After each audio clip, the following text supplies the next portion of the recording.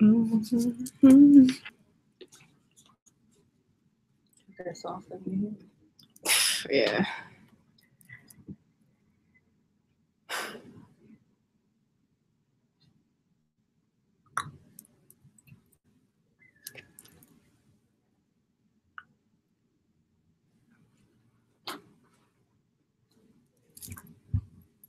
I'll stop the stream. Okay, go ahead.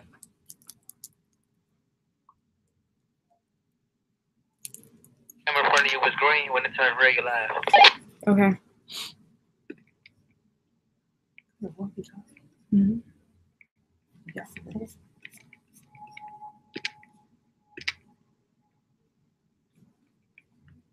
Should I put this to the side? I don't mind. Put it to the side. See if you could retweet the video. Oh, you just did it? Mm-hmm. 10 seconds, mics are open.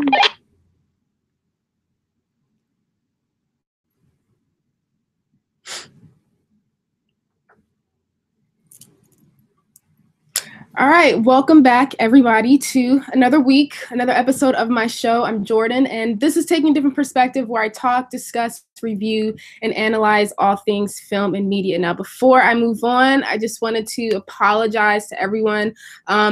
If you don't follow me on any of my social medias, then you wouldn't have known, but last week there was no new show because, well, I was sick and, I needed to take a week off, so I needed to recuperate. But, I'm feeling better. I'm back, so yeah, I'm just going to go ahead and get right into today's episode. So I'm going to be talking about the movies that I planned on talking about last week for today's episode. It's going to be another continuation of reviews, the sequel to The Incredibles.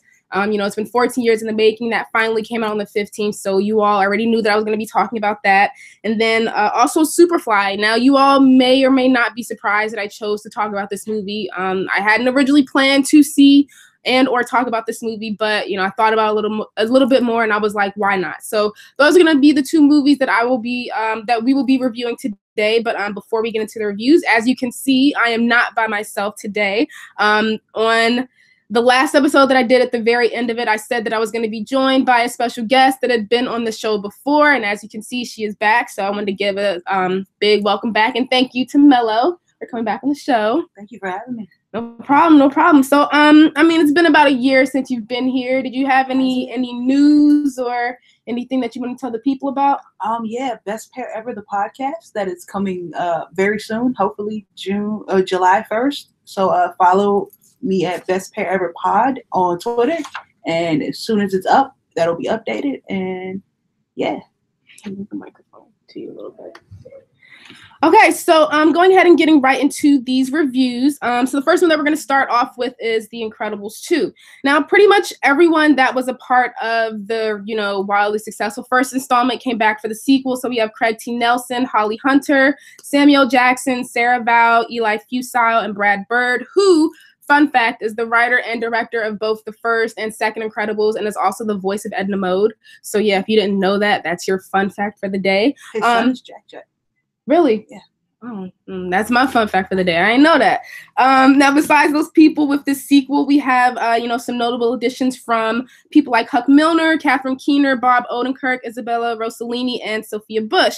So seeing as though I have a special guest, I thought that I would go ahead and allow for Mello to provide you all with the synopsis. Okay, so without giving anything away, the movie picks up exactly where Incredibles 1 left off, with the Underminer attacking their city. I don't remember what the city's called. I don't know either. The Underminer's attacking, and the family, like in the last movie, they throw their suits on and they run to go take care of everything. And they stop him, but I don't know if it goes the way they planned. And the movie kind of takes a little cue from what was it, Civil War? The Avengers, when they tried to shut them down. Mm-hmm. Civil War. Yeah, so it takes like a cue from Civil War, where the government is basically like, hey, you superheroes can't operate. But someone who's a very huge superhero fan decides that he can switch the kind of swing of the way the media works to make people love superheroes again. Is that enough or too much? I think that's pretty much enough. When we get to Okay. see that whole journey of them trying to make the public love superheroes again. Yeah, it's I pretty guess much. everything else would kind of give things away. It would. But so what were your initial thoughts about this movie before seeing it? Before seeing it, I just wanted it to kind of at least live up to what the last one was. I didn't know if it was going to be as good, but I wanted it to at least, toe the line, I guess. I don't know. But after seeing it, I enjoyed it.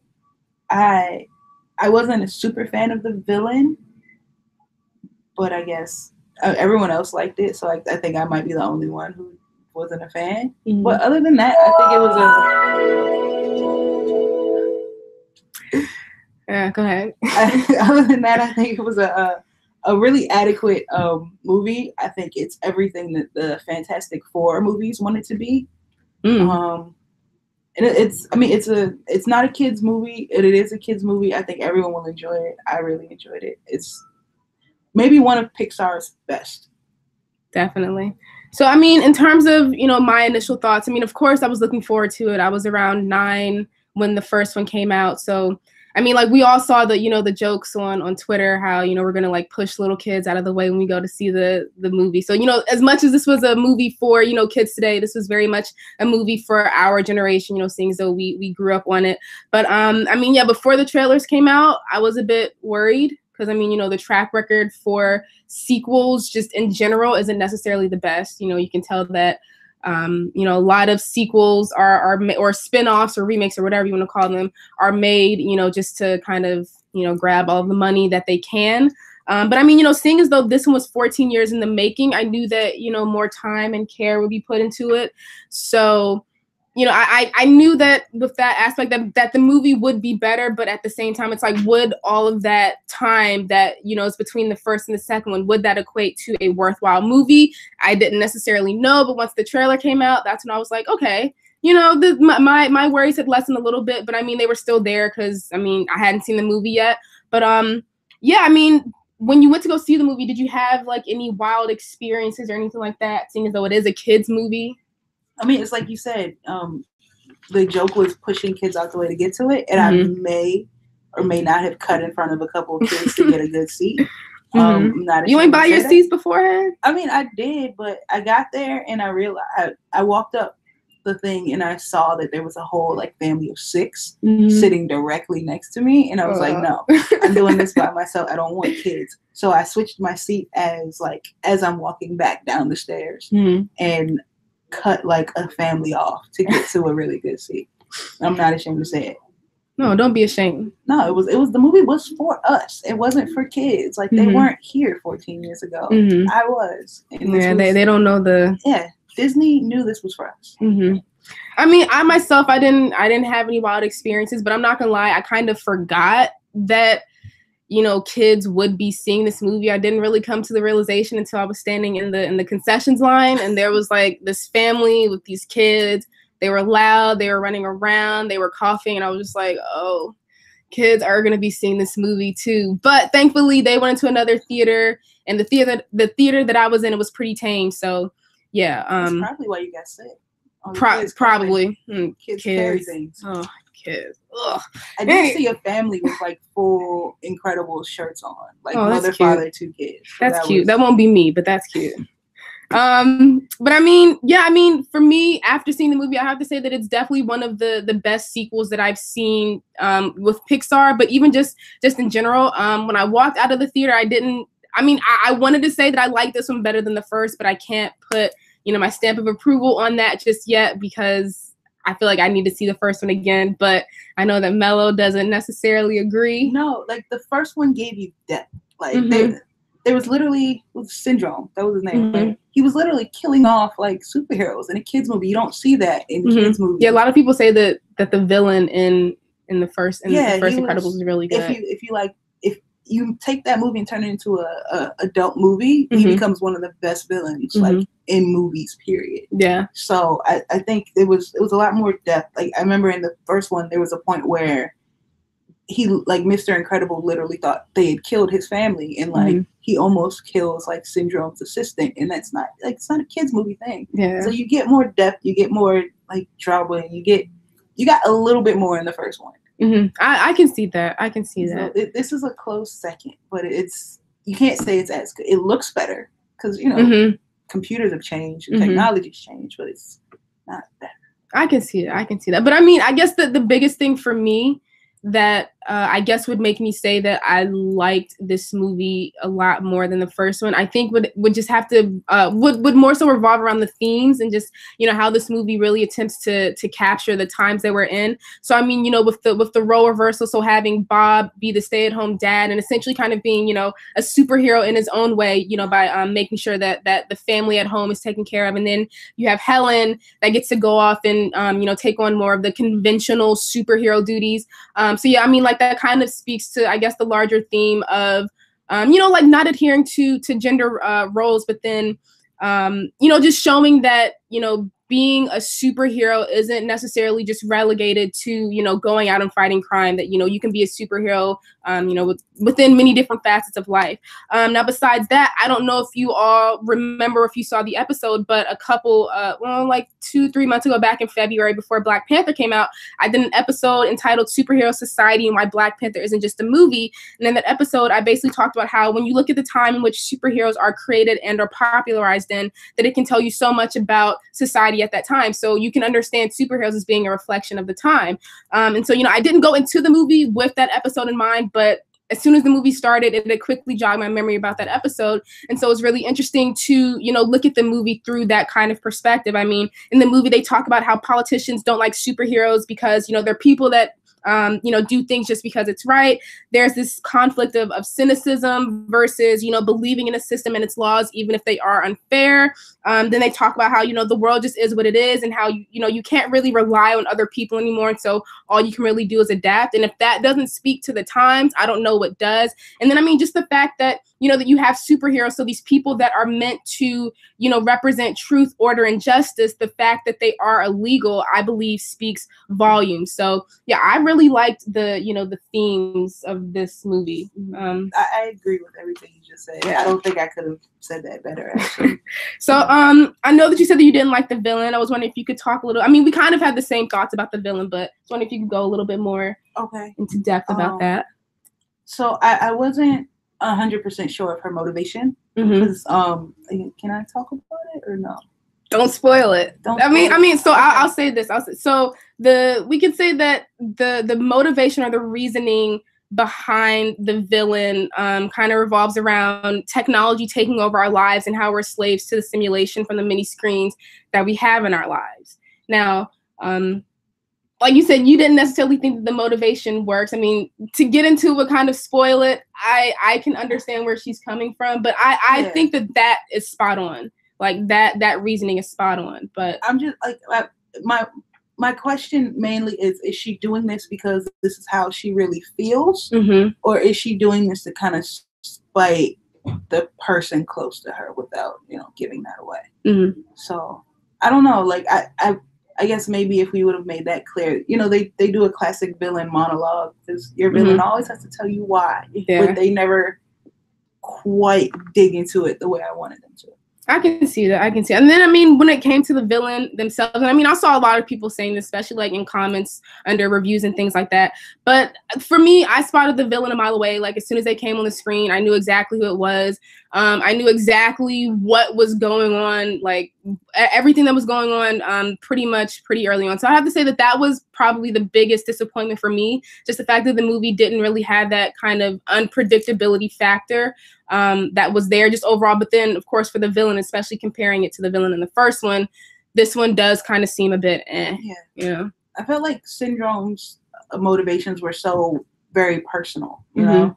Because it's like Mr. Incredible embarrassed him, and that was his hero. And they always say, you know, don't meet your heroes; they'll disappoint you. And that really happened to him, and that, you know, that made him kill a bunch of people. So I don't know. Was there anything else that you didn't like about the movie? Any flaws, disappointments? I didn't get enough Jack in the movie. We could have given more. See, I feel like the movie. I mean, of course, Jack is gonna be your favorite. Like he's very baby like, but then at the same time he's very adult like, and like he's coming into his powers and things like that. And so, there was a lot of comedy that could have and that was derived from him. But yeah, I could definitely tell the movie was relying on him a lot more than others when it came to the comedy. I mean, I guess for Jack at the point, like the age he is now, they said he has like 17 powers. And so I wanted to see like all 17 of them being used. Okay. Because they're like, I guess if anyone remembers the Jack Attack like small film where they kind of showed what happened with him and the babysitter when in the first movie the rest of the family was like off. And you see like when his powers kind of kick in and all this other stuff. So I don't know, I just wanted more. I can see that. Now in terms of another, I'm not gonna say this is a huge disappointment, but when it came to the conflict for the two parents, well, the two characters, the parents in the movie, I like the conflict that both of these characters were experiencing. But I think, when it came to Bob's character and his character development, I do think that they kind of dropped the ball a little bit. Not to spoil too much, but Bob's character is experiencing a bit of jealousy, because his wife gets to go out and take on, the superhero role. But they had introduced that to us in the beginning of the movie, but by the end of it, they hadn't really explored it in the way that I thought that they would have or would have expected for them to. So I wish that they had kind of gone a little bit more into that. But it's not a huge flaw. It doesn't ruin the movie or anything like that. But yeah, it's a bit of a disappointment, I guess you could say. I agree with that. I don't know if we would have ended up liking Bob if we would have went more into that, like just seeing Bob sitting at home. But he's human, Yeah, but I don't know. I mean, he already was a little bit unlikable already. Yeah, I can see what you're saying. Unlikable in the first movie. Yeah. So it's like, do we make him more unlikable? I don't know. I think it could have been cool to see them kind of explore that relationship dynamic between a husband and wife that aren't adhering to gender roles. Like I felt like they could have. They were apart most of the movie. Yeah, that's true. And then at the end, when he realized, I guess, he sprung back into dad mode, and he did what he was supposed to do. I understand what you're saying though. They could have gave us a little bit. So any other likes, dislikes, or anything like that about this movie? I like the Easter egg thing. I only wrote down a few, but like in the beginning when the Underminer's attacking, you remember the old woman who Bob helped in the insurance office in the beginning? Like the vaguely. Yeah, so she's in the movie again. Okay. The Pizza Planet truck is in the movie. It's apparently really hard to spot if you're not looking. What else? There's also a really cool part where, what does it say? They both in the first movie, Bob tears a piece on the left shoulder, like off his suit, and goes to Edna to get it fixed. And in the second movie, Helen actually tears that same area off her suit and goes back to Edna to get it fixed. And what I read is that it's kind of saying that both villains have like the same weak spot. So like little symbolism type things are really interesting. Cool. Yeah, that's, I don't know. There's a lot of Easter eggs, so to get into them would take a while, but those are some cool ones. So I mean, speaking of Edna Mode, I just wanted to give a quick shout out to her, the HBIC, because if she, of course, steals the show again with, the little bit of time that she was in the movie, I would love to see, with all the remakes and things like that we're getting, or spinoffs, I would love to see an Edna Mode standalone movie. Yeah, they can give us like a short. Something. I think, with the right people working on it, it would actually be really dope. I know that Pixar isn't necessarily in the market or in the business of making original content anymore, with all the sequels that they've been giving us. So maybe that's something they want to jump on. This is their first really good sequel. Yeah. Because Cars 2 and 3 were. I didn't like the first Car, so I didn't even pay any attention to those. The second and third one were the worst. And then lastly, the last thing that I want to talk about was the action and the fighting. It's not something that I really expected to comment on for the movie, I guess, because, it is an animated kids movie, but seeing as though it does revolve around superheroes, if there is any kind of animated kids movie where the action and fight scenes would be good, I would hope that it would be a superhero movie. And I thought that the fighting and, like I said, the action scenes in this movie were really well done. But final thoughts about this movie? Yeah, to kind of second off what you just said, my my favorite part about the fight scenes, like when they're fighting as a family, is in like most superhero movies, when you have like an entourage or a group of superheroes, eventually their fighting becomes fluid. They start playing off of each other, and like they're a family, and families are dysfunctional, and you could see it in their fight style because they never really got it right. They always kind of figured each other out, and then as soon as something happens, like someone will go off and do something terrible. But it really gave you like a superhero family dynamic, especially in that first fight, because you see Violet and Dash fighting, and you know, because that's what brothers and sisters do. They're dropping the baby here and there, and like it really gives you like a family fighting together vibe. And so it was, you know, they weren't the Avengers at all. They were definitely like the family down the street, but as superheroes.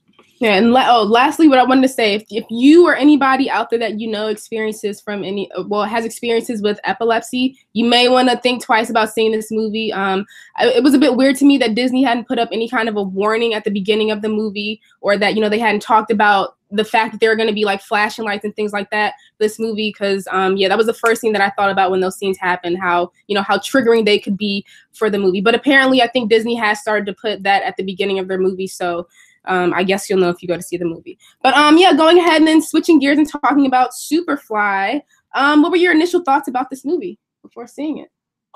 Before seeing it, I figured Superfly would be Belly Part 2, and I wasn't really wrong. It felt a lot like those late 90s, 2000s music videos that kind of read as movies, and you were like, oh man, I wish they would continue the music video so I can keep saying what happened. It was like if one of those music videos was 2 hours long. And the director himself is a well-known music video director, so that's pretty spot on. It makes sense, very much so. It wasn't a bad first attempt at a movie from a guy who does music videos. I would have to agree. For me, initial thoughts, I mean, this wasn't anything that I was necessarily looking forward to, as I already said. It didn't seem like it was anything that was extremely thought-provoking. It looked like a stereotypical hood drama. It looked like something that was destined for the Walmart bin, or at the most a premiere on TV One, or maybe, you know, you would find it in your Netflix queue after searching for like 30 minutes. But once I was trying to figure out what movies that we could talk about for this episode, and I brought up this movie, I was like, at the very least, seeing as though, you know, we both didn't really have the highest of expectations for the movie, we would have great commentary about it. And so, you know, once it was confirmed that we were going to see it, that's when I was like, all right, I need to make sure that I go into this movie giving it a chance, because, you know, it would suck if I'm going into it already, wanting to bash it and not, you know, giving it a chance. Like, I want to make sure that my reviews are objective as possible. So I wanted to make sure of that. Now, before getting into any other thoughts, I got to run through the spiel. So it stars Trevor Jackson, Jason Mitchell, Kenneth Williams, Lex Scott Davis, Esai Morales, and Jen Morrison. And it is a remake of the 1972 classic, which follows the dangerous life of a big-time drug dealer in Atlanta named Priest, as he attempts one last big drug deal so that he can retire from the game for good. Now, besides us, we weren't the only ones with a negative view of this movie before seeing it. A lot of people weren't happy. A lot of people were saying how, you know, it glorifies drugs and gangs and all, you know, like the negative things about the Black community. They thought that it set us back, and, you know, they thought that we were past this and things like that. So, I mean, what were your thoughts on that whole controversy? I've heard that argument, and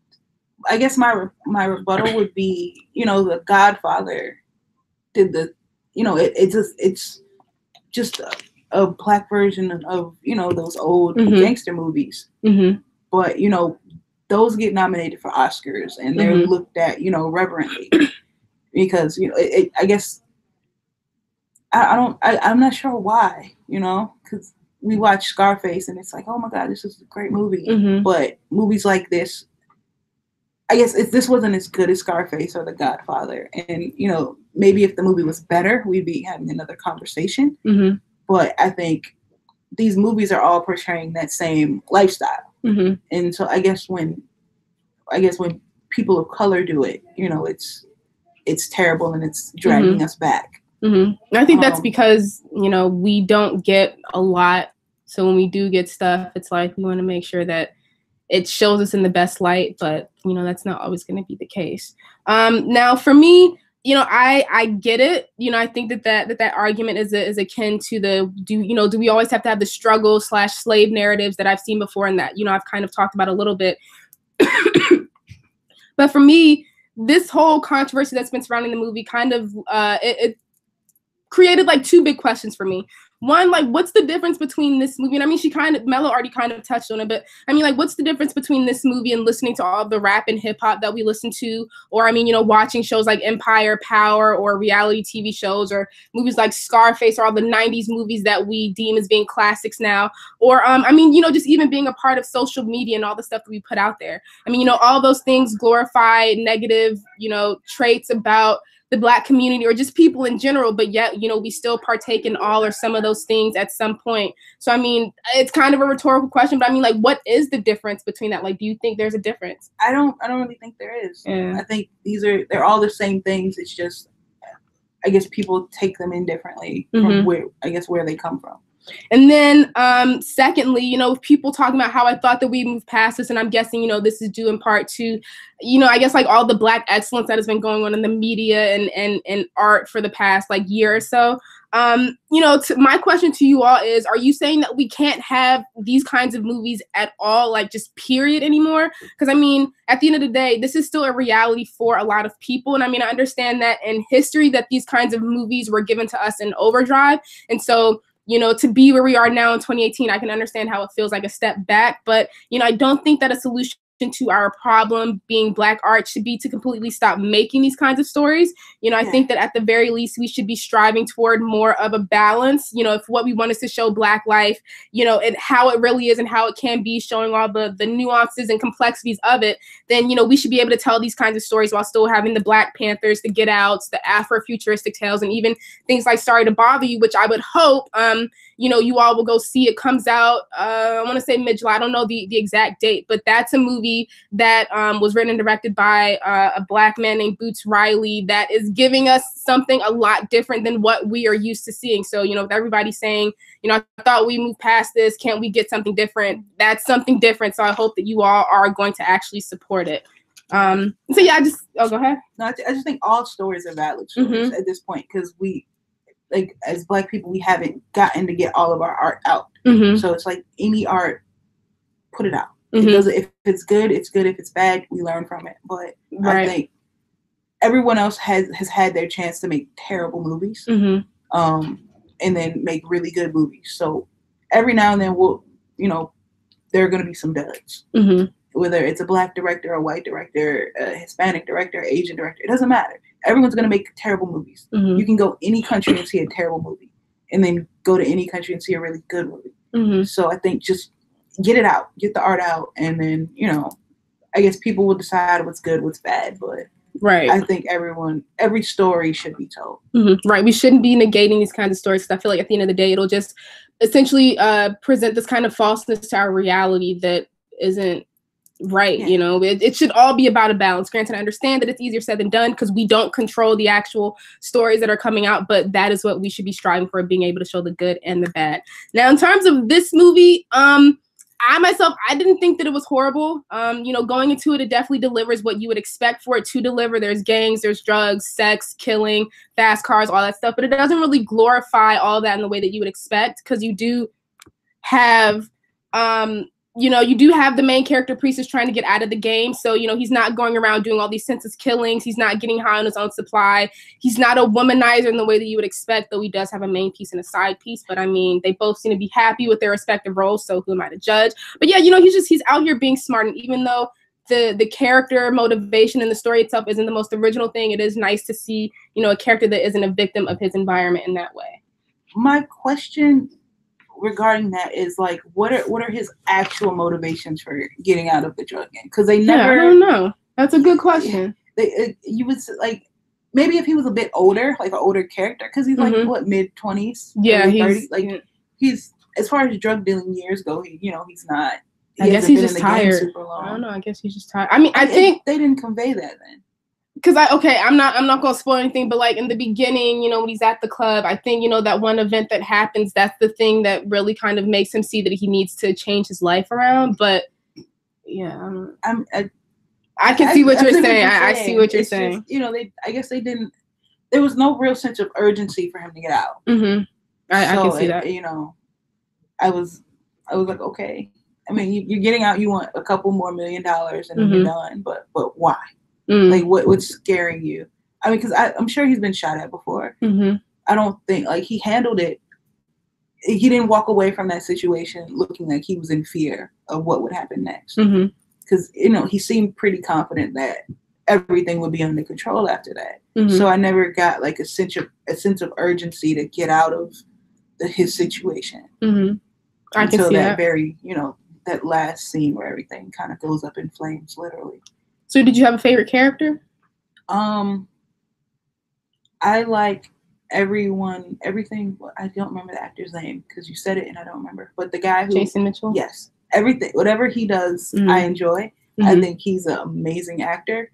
I wish they would start giving him parts that, not that this was a bad part, but I want him to start taking better parts. Every part I think I've seen him in, he's like had to suffer because like in Mudbound, he suffered. It's Eazy-E, he suffered. So like I kind of want to see him in other roles, but he was my favorite. I think I would have to say my favorite would have to be Priest's hair.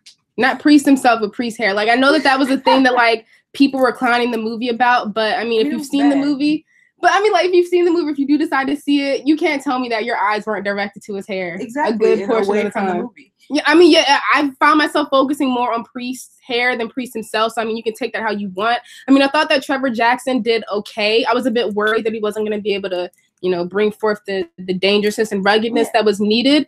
But I don't know, like, I guess he was able to capture the aura, but when it came to actually performing the character, he did feel a bit lost to me.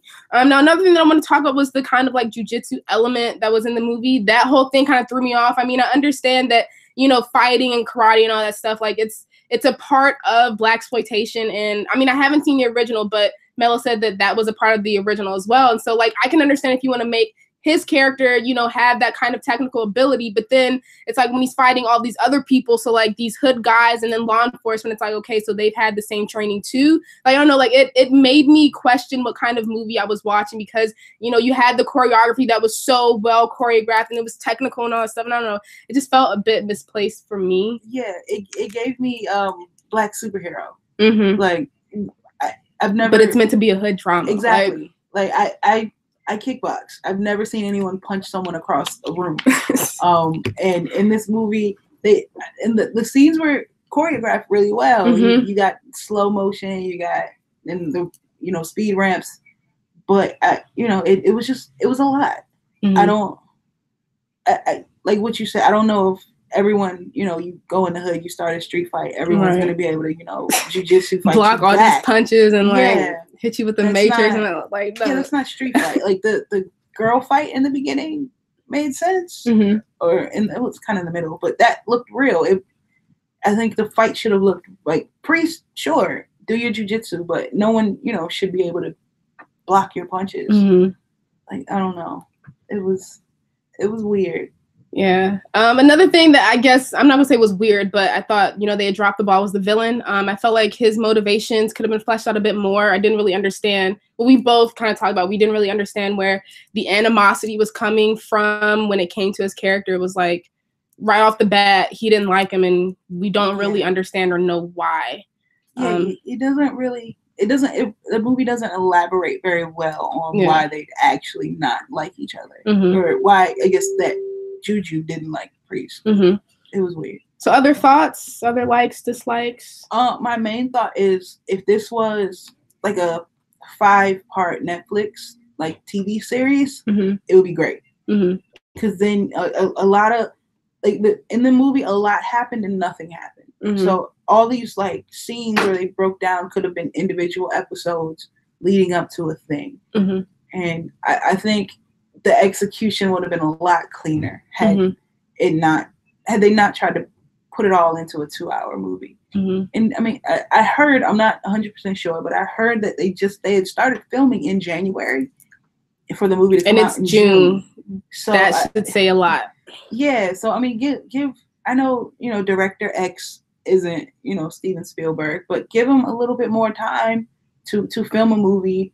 Let's close some of those weird plot holes. Let's fix a lot of things.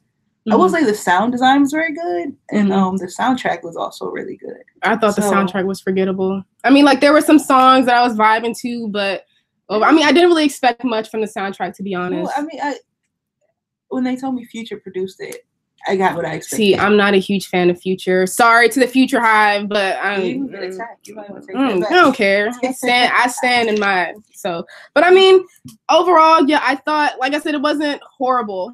I mean, you know, if you're gonna go into it, I would hope that you give it a chance. Though, don't go into it wanting to bash it. I think that, you know, you'll come out of it enjoying it. Yeah. If you're open-minded, it's a fun movie. Yeah. It'll hold your attention. Mm-hmm. It's not gonna test your brain at all, but not at all. You know, it is a fun movie. Mm-hmm. But yeah. With that being said, that will end today's episode. I wanted to thank Mello again for coming and helping me review these movies. It's nice to be able to bounce some ideas off of other people. It's fun. We do this like once a year. Once a year, I got you. I got you. But yeah, so like I said, that will end today's episode. In terms of next week, I will be here same time, same day, 12:30 to 1 next Tuesday, unless I get sick. I don't think I will, but cross his fingers. Yeah. But yeah, next week, you know, more new movies are coming out, so it's gonna be more reviews. If you enjoyed or liked what you saw or heard today, or had any comments, questions, or concerns, you know, make sure you hit me up. I'm always down to have you know, have conversations about anything. To be honest, you can hit me up on Twitter at JORDI Reviews or on Facebook at Jordan CHISLEY. And with that being said, that will end today's episode, and I will see you all next week. All right, bye.